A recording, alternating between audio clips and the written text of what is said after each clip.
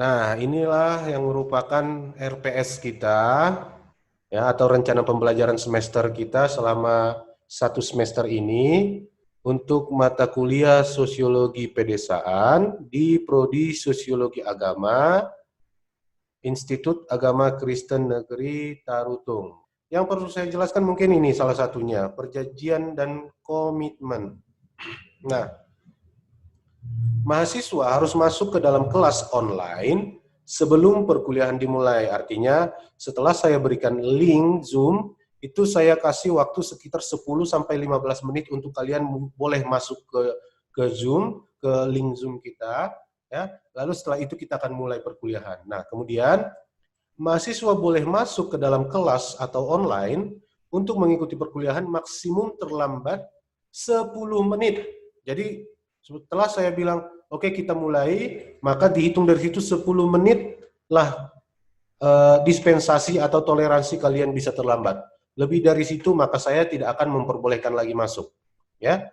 Apabila yang ketiga ini, apabila dosen tidak hadir setelah 15 menit dari jadwal, mahasiswa menghubungi dosen tersebut via telepon. Kemudian, mahasiswa minimal hadir 75% dari jumlah perkuliahan yang direncanakan sebagai syarat untuk dapat mengikuti ujian final. Artinya, dari 16 pertemuan selama satu semester, ya, kalian minimal itu harus hadir sebanyak 75%. Ya, jika kurang dari 75% kehadiran kalian, maka tidak boleh lagi mengikuti ujian final. Tetapi walaupun demikian, tetap saya harapkan supaya tetaplah hadir. Kecuali memang ada halangan-halangan yang benar-benar sangat-sangat tidak bisa kalian hindari lagi. Dan itu pun harus ada izinnya. Nah, apabila mahasiswa ini dilanjutkan dengan nomor 5, apabila mahasiswa tidak hadir, harus ada pemberitahuan kepada dosen melalui surat tertulis atau fasilitas online.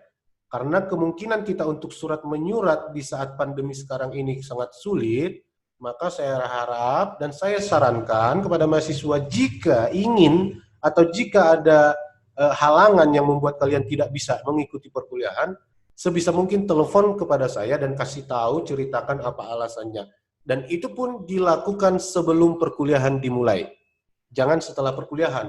Nah, kemudian mahasiswa dilarang merokok tertidur sewaktu perkuliahan dalam kelas online. Kepada yang laki-laki nih nggak boleh merokok-merokok, ya. Kepada yang laki-laki mau perempuan, kalau bisa jangan sampai ada yang ketiduran. Makanya saya selalu bilang di perkuliahan saya video wajib diaktifkan. Tidak boleh tidak. Video harus diaktifkan. Itu syaratnya. Supaya saya juga bisa tahu kalian ini ngikuti perkuliahan atau tidak, ya. Kemudian mahasiswa dan dosen memakai pakaian yang rapi dan sopan. Jadi usahakanlah walaupun ini kelas online, kalian kuliah dari rumah, tapi sebisa mungkin tetaplah berpakaian yang rapi, seperti gimana kita di kelas begitulah ya. Karena ini kan kelas kuliah juga, kelas online juga, perlu juga ada kerapian gitu. Nah, yang kedelapan, mahasiswa memiliki komitmen untuk mengikuti perkuliahan dengan baik dan melaksanakan semua tugas yang disepakati secara optimal. Jadi mengikuti perkuliahan itu harus komitmen. Dari awal sampai akhir tuh harus diikuti. Jangan absen-absen, jangan bolong-bolong gitu ya. Nah, yang kesembilan, tugas-tugas semua harus dikerjakan lah dengan baik, dengan optimal ya. Jangan sampai ada tugasnya yang tidak dikerjakan gitu. Setiap ada tugas kerjakan. Kirim ke email ya kirim ke email. Ya gimana pun itu hasilnya, gimana pun itu bentuk tugas kalian, keikutsertaan kalian mengerjakan tugas itu juga ada nilainya gitu ya, daripada nggak dikerjakan, nggak ada dikirim gitu. Kemudian mahasiswa harus menyerahkan tugas sesuai dengan kesepakatan bersama. Nah, kalau dibilang satu minggu diberikan tugas, diserahkan langsung. Kalau dibilang 3 hari serahkan ya, begitu ya. Nah, ini untuk penilaian dilaksanakan atas dasar tugas, partisipasi termasuk kehadiran, tes segala macam termasuklah ini UTS dan UAS ya. Oke, yang dilakukan selama proses belajar. Nah, inilah yang menjadi panduan penilaian kalian nanti selama satu semester ini. Dan yang ke-12 ini dikarenakan kondisi yang mungkin saja bisa berubah, maka mungkin juga komitmen atau perjanjian-perjanjian kita ini ada yang dirubah atau ada yang ditambah, ada yang dikurangi, tergantung perubahan kondisi nanti atau perkembangan-perkembangan kondisi. Lingkup materi kajian. Nah, ini ada 16 pertemuan dan inilah pertemuan pertama. Ya, penjelasan RPS, tagihan tugas, penilaian, penandatanganan kontrak perkuliahan seharusnya ya. Kalau misalnya kita masuk kelas sudah bisa penandatanganan kontrak, tapi karena ini masih kelas online daring, jadi kita tunda dulu sampai nanti bisa pertemuan. Mudah-mudahan secepatnya ya. Kemudian penjelasan materi sosiologi pedesaan. Nah, minggu depan di pertemuan kedua kita akan membahas mengenai pengertian ya, pengertian dari sosiologi pedesaan. Apa sebenarnya arti sosiologi pedesaan itu? Ya kan gitu. Kemudian ruang lingkupnya mengenai apa aja itu? Ya, ruang lingkupnya, unsur-unsurnya, kemudian praktek-prakteknya segala macam lah. Nah, kita akan bahas di pertemuan kedua. Kemudian di pertemuan ketiga kita akan membahas tentang pengertian pedesaan dan profil desa. Di pertemuan 4 kita akan membahas karakteristik desa dan tipologi desa. Ya. Di pertemuan kelima kita membahas mengenai masyarakat desa. Nah, kalau tadi di pertemuan 2 dan 3 kita membahas desa, di pertemuan kelima kita sudah membahas masyarakatnya. Oke? Masyarakat desa dan karakteristiknya. Nah, kemudian keenam, aspek dan struktur sosial masyarakat. Ya. Kemudian di pertemuan ketujuh kita akan belajar aspek kultural dan kebudayaan ya pada masyarakat desa itu ya. Nah, setelah pertemuan ketujuh seperti biasa kita akan mengambil dari materi pertemuan kedua sampai pertemuan ketujuh, itulah yang akan kita ramu nanti menjadi soal untuk atau menjadi permasalahan yang harus kita pecahkan di ujian tengah semester di pertemuan ke-8. Setelah ujian tengah semester, kita lanjut lagi ke pertemuan 9, kita mempelajari tentang aspek dan potensi ekonomi desa. Kemudian di pertemuan ke-10, kita akan membahas struktur pemerintahan, termasuk kelompok-kelompok dan kelembagaan-kelembagaan di desa. Kemudian kita ke pertemuan ke-11, ada otonomi desa dan religiusitas desa. Kemudian di pertemuan 12 ada pembangunan, modernisasi dan perubahan masyarakat desa. Nah, di sini kita akan bicara bagaimana dan sejauh apa modernisasi itu mempengaruhi pembangunan di desa dan mempengaruhi perubahan masyarakat desa. Ya, seperti apa peran dari modernisasi terhadap pembangunan dan perubahan masyarakat desa ini. Oke. Kemudian di pertemuan 13 adalah mobilitas dari masyarakat-masyarakat desa itu dan hubungannya terhadap proses perubahan masyarakat. Contohnya ada transmigrasi, ada urbanisasi, ya bentuk-bentuk perpindahan masyarakat desa ini, dan apa nanti pengaruhnya itu terhadap perubahan-perubahan yang terjadi pada masyarakat desa itu. Di pertemuan 14 kita akan membahas tentang program pemberdayaan masyarakat desa. Dan di pertemuan 15 adalah evaluasi materi dan praktikum. Namun praktikum ini lebih saya fokuskan kepada praktikum pemberdayaan masyarakat desa. Apa kira-kira ide-ide atau saran-saran gagasan kalian sebagai upaya untuk bisa kita jalankan dalam memberdayakan masyarakat-masyarakat desa. Nah, itu nanti kita praktikumkan. Kalaupun misalnya tidak bisa kita praktikumkan karena mungkin kita tidak bisa langsung terjun ke masyarakat karena masih pandemi, setidaknya kalian nanti akan ditugaskan membuat semacam program pemberdayaan masyarakat masing-masing yang menjadi saran atau ide gagasan kalian nanti tentang pemberdayaan masyarakat desa, kemudian bagaimana cara kalian yang akan kalian tempuh untuk melaksanakannya, terus apa nanti hasil yang kalian rasa atau yang kalian mau capai dari program pemberdayaan itu, semua nanti akan kita kerjakan di pertemuan 15. Dan di pertemuan ke-16 berakhirlah perkuliahan ini dengan ujian akhir semester. Oke? Nah, kemudian pengalaman belajar. Nah, inilah untuk hari ini. Ini sebenarnya detail. Jadi pertemuan pertama itu apa aja yang kita lakukan. Nah, inilah detail-detailnya nanti. Ya, oke, inilah yang sedang terjadi sekarang di pertemuan pertama ini. Ya, jadi yang diharapkan adalah kalian bisa memahami RPS itu dan bagaimana mata kuliah ini akan terlaksana nanti, itu yang menjadi harapan atau dampak yang diharapkan bisa dimiliki oleh mahasiswa di pertemuan pertama ini. Nah, di pertemuan kedua, kita akan membahas pengertian dan ruang lingkup sosiologi pedesaan. Apa saja submaterinya? Nah, diharapkan mahasiswa bisa memahami tentang konsep sosiologi pedesaan, sejarah sosiologi pedesaan, ya, sejarah mata kuliah ini, bagaimana kok jadi ada bahasan atau pembahasan tentang sosiologi pedesaan, gitu ya. Kemudian konsep dan kajian sosiologi pedesaan. Nah, inilah sub-sub materinya yang akan kita bahas di pertemuan kedua. Nah, pertemuan ketiga, kita akan membahas tentang pengertian dan profil desa. Apa aja submaterinya? Submaterinya antara lain ini. Kita akan bahas pengertian desa dan pedesaan. Apa itu desa? Apa itu pedesaan? Ya.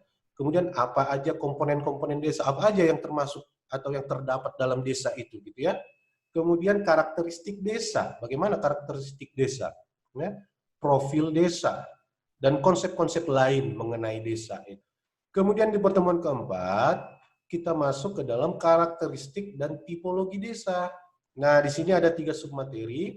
Yang pertama itu tipologi desa, artinya tipe-tipe atau adanya kesamaan-kesamaan tipe dari desa itu. Itu yang mau kita cari tahu, itu yang mau kita bahas nanti di pertemuan keempat ini. Dan ditambah dengan pola lokasi dan wilayah desa, artinya tata ruang, bagaimana pola-pola perumahan-perumahan di desa, lahan-lahan di desa, wilayah desa seperti apa biasanya bentuknya, ya. Dan kemudian desa-desa di Indonesia. Ya, kita mau melihat bagaimana gambaran-gambaran bentuk pedesaan-pedesaan atau desa-desa yang ada di Indonesia ini, ya. Bisa jadi apakah dipengaruhi oleh kultur budaya juga kah bentuk desanya, gitu. Nah, kita akan bahas nanti itu di pertemuan keempat. Di pertemuan kelima, kita masuk ke masyarakatnya. Nah, masyarakat desa dan karakteristiknya. Nah, di sini ada 3 sub materi, yaitu karakteristik masyarakat desa, tipologi masyarakat desa, elemen-elemen masyarakat desa. Kalau tadi di pertemuan 4 kita bicara tipologi desa, maka di pertemuan kelima kita bicara tipologi masyarakatnya. Nah, ini dia sub-sub materinya. Oke, di pertemuan keenam, kita masuk ke aspek dan struktur sosial masyarakat desa. Ini agak panjang. Nah, misalnya ini, proses sosial dan interaksi sosial, ya. Stratifikasi sosial, masyarakat desa ini maksudnya ya, keluarga dan sistem kekerabatan, perubahan-perubahan sosial di desa, ya, dan pelapisan sosial masyarakat desa. Jadi ini semua yang menyangkut masyarakat desa. Inilah di pertemuan ke-6. Ini agak panjang nanti ini materinya ya. Kemudian di pertemuan ke-7 kita bicara aspek kultural dan kebudayaan masyarakat desa. Termasuklah ini mengenai nilai-nilai dan norma, dinamika budaya masyarakat desa, aspek-aspek tradisional, ya kehidupan-kehidupan yang masih tradisional, peralatan tradisional, obat-obatan tradisional, macam-macam lah ya. Itu akan kita bahas nanti di sini. Kemudian masyarakat tradisional. Pertemuan ke-8 kita ujian tengah semester seperti biasa. Masuk kita ke pertemuan 9. Nah, di pertemuan ke-9 adalah kita akan membahas aspek dan potensi ekonomi di desa. Ya, itu ada beberapa submaterinya, ada 4, yaitu sistem ekonomi pasar dalam masyarakat desa, mode perilaku ekonomi masyarakat desa, menggali potensi desa, kemudian aspek-aspek ekonominya nanti. Nah, kemudian kita masuk ke pertemuan ke-10, kita akan membahas tentang struktur pemerintahan, kelompok dan kelembagaan-kelembagaan yang ada di desa. Ini ada 3 submateri di sini, yaitu kelembagaan sosial, ya, kemudian kelompok sosial, grup sosial, dan organisasi sosial. Kemudian struktur pemerintahan desa dan kelurahan. Nah, di sini juga kita akan melihat apa bedanya kelurahan dan desa, ya, apa perbedaan dari perangkat-perangkat pemerintahan desa dan pemerintahan dan kelurahan, ya di sini akan kita bahas nanti pertemuan 10. Kemudian di pertemuan 11 kita akan bicara mengenai konsep otonomi desa dan religiusitas masyarakat desa. Ada 3 submateri, konsep otonomi otonomi desa, pengertian otonomi desa, dan religiusitas masyarakat desa. Artinya religiusitas ini tentang kepercayaan-kepercayaan atau agama-agama yang dianut oleh masyarakat desa. Kenapa dikaitkan dengan ini? Kebetulan biar sejalan dengan mata kuliah dengan prodi kita yaitu sosiologi agama. Jadi kita coba mengkaitkan setiap mata kuliah itu dengan kondisi-kondisi keagamaan atau kondisi-kondisi sosial keagamaan masyarakat-masyarakat yang kita kaji ya, atau yang kita pelajari dalam setiap mata kuliah. Oke, kemudian di pertemuan ke-12 adalah pembangunan atau modernisasi tadi terhadap perubahan masyarakat desa. Nah, di sini kita akan bahas pembangunan dan modernisasi ya.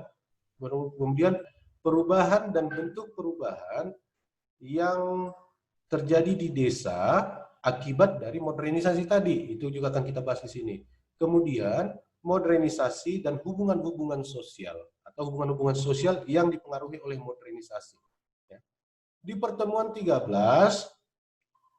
kita akan membahas tentang mobilitas atau proses perubahan masyarakat desa. Mobilitas atau gerak penduduk, kemudian migrasi, pembangunan dan perubahan, itu akan kita bahas juga. Nah ini, transmigrasi, kemudian urbanisasi. Nah bagaimana itu nanti pengaruhnya terhadap perubahan-perubahan masyarakat desa itu, gitu ya. Di pertemuan 14, nah masuklah kita ke pemberdayaan masyarakat pedesaan atau masyarakat miskin di pedesaan. Apa aja submaterinya? Nah, kita akan bahas apa itu pemberdayaan masyarakat. Ini, konsep pemberdayaan masyarakat. Kemudian bagaimana bentuk-bentuk pemberdayaan masyarakat miskin di pedesaan. Program-program apa aja yang cocok, yang layak bisa diterapkan untuk pemberdayaan masyarakat desa di negara berkembang. Kemudian kita akan membahas yang terakhir, bagaimana pemberdayaan masyarakat desa yang pernah terjadi di Indonesia ataupun yang direncanakan akan terjadi di Indonesia atau yang sudah pernah terlaksana juga, semua akan kita bahas di sini mengenai bagaimana pemberdayaan masyarakat pedesaan yang terlaksana, yang terjadi, yang pernah terjadi, dan yang akan terjadi di Indonesia ini. Di pertemuan ke-15 itulah evaluasi materi perkuliahan dan praktikum pemberdayaan masyarakat. Nah ini ada 3 evaluasi ya, kita mengevaluasi lagi semua materi, mengulang ringkas, kemudian praktikum berkaitan materi perkuliahan, dan yang ketiga itu membuat sebuah program, ya, membuat sebuah program pemberdayaan masyarakat desa. Program apa misalnya, ya, bagaimana bentuk programnya, ya, bagaimana strategi melaksanakannya, siapa aja yang terlibat, dan apa hasil yang mau dicapai dari program-program itu. Itu nanti yang akan kita laksanakan di pertemuan ke-15. Dan yang ke-16 adalah ujian akhir semester. Oke, nah kemudian pengalaman belajar melalui tagihan tugas. Nah, selama perkuliahan ini terlaksana, dalam 16 pertemuan, akan ada sekitar 5 tugas. Ya, 5 buah tugas. Yang pertama itu tugas rutin, ya pokoknya tugas rutin atau resume-resume perkuliahan lah ini. Tugas-tugas rutin yang kirim lewat email gitu. Kemudian nanti akan ada critical book, ya, mereview buku atau mengkritik buku yang berkaitan dengan sosiologi pedesaan tentunya, atau tentang masyarakat desa tentunya ya. Dan kemudian critical journal, kemudian mini riset, ya termasuklah ini nanti di pertemuan ke-15 tadi, yaitu pembuatan program pemberdayaan masyarakat desa tadi. Kemudian diskusi kelompok atau pembuatan paper kelompok atau paper pribadi. Nah inilah 5 bentuk tugas atau tagihan tugas yang akan terlaksana selama semester ini. Untuk penilaian, itu semuanya ada di sini nih. Untuk kehadiran 10%, jadi jangan sampai absen-absen. Kalau memang tidak terlalu penting sekali, kalau memang tidak terlalu urgent sekali, ya nggak terlalu memaksa sekali, kalau bisa jangan sampai absen. Sikap dan partisipasi di kelas, ya termasuklah ini juga, bagaimana kalian selama di kelas, ya partisipasinya, komunikasinya, semua dinilai di sini. Paper dan presentasi kelompok termasuklah ini tugas-tugas, ya tugas-tugas lah ini semua 20%. Dan yang terakhir adalah UTS dan UAS 60%, yang artinya ketika kalian tidak ikut UTS atau UAS, kalian sudah kehilangan 60% nilai kalian. Jadi sudah dipastikan tidak lulus, ya. Baik, ini ada beberapa referensi atau buku-buku yang bisa kita gunakan, yang saya harapkan untuk masing-masing memiliki. Tidak bisa semua, setidaknya 1 atau 2 buku ya bisa dimiliki ya. Nah, sekian dulu penjelasan saya mengenai RPS ini. Ya. Dukung kami Domu Kuliah dengan cara subscribe channel kami, bunyikan tanda loncengnya, like video kami, share ke teman-teman Anda, dan tinggalkan komentar. Terima kasih.